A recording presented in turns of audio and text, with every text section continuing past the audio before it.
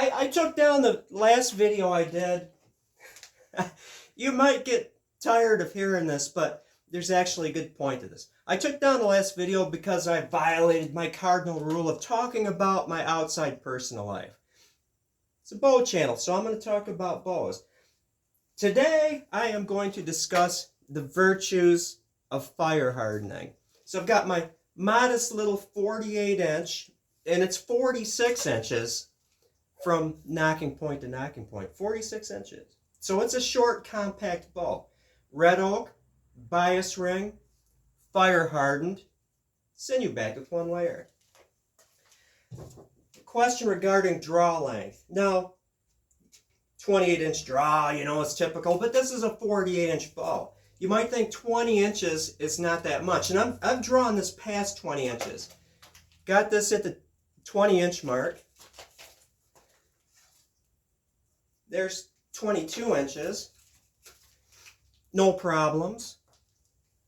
It's above 40 pounds at that length. Can draw it conservatively 20 inches repeatedly. I've been playing with this bow for a while with no damage. The sinew will boink, put it back into reflex. Been playing with it, been drawing it, overdrawing it. Just this morning, I placed it on the table, 2 inches of reflex. A little 48 inch, 46 inch knock to knock, red oak board bow over 40 pounds, which is hunting weight. Easily drawn to 20 inches, and I just drew it to 22. And you can get, you know, a knocking, an anchor point with that. But if you've seen some of my other videos with horse bows, I can hit stuff at 30 yards after I get practiced again with an anchorless, just shooting style practice. Which leads me to think, it's a common little red oak board bow. Common little red oak board bow. I'd say, I want an Osage bow. Well, this works. And plus, you don't have the issue of it delaminating because red oak sucks up that glue so well. So I'm going to grab a quiver here. I'm going to unstring my bow. You know, you're thinking, I want like a bow for when out camping or whatever. It's no issues whatsoever. The nice thing about this is, you get a long quiver,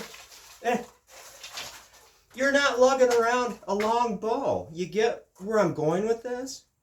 If I was to take this little bow that's not sticking that far out of my quiver into the rain, and I put a massy finish on it, it would be indestructible. And a massy finish is, you take epoxy. I wouldn't use 5-minute because it sets up so fast. 25-minute or whatever, a longer one. You water it down with, I'm blanking, what, acetone. So it's very, very wet. In a couple periods, I don't know how many times Mr. Massey did it, over and over again. Epoxy finish. You could dump it in a lake and soak it and it would be fine. And so, yeah, I'm saying here right now that these little red oak board bows, and I definitely would fire harden it, because fire hardening is a magical alchemy of improving wood. And apparently it works really good on a red oak board bow. I think I've said enough. I just cannot express how impressed I am with my modest little board bow design, fire hardened.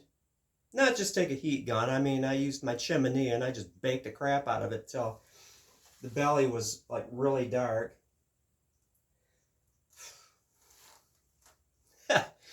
That's all. I think I've said enough. I'm just like down here just freaking out at how great this bow is.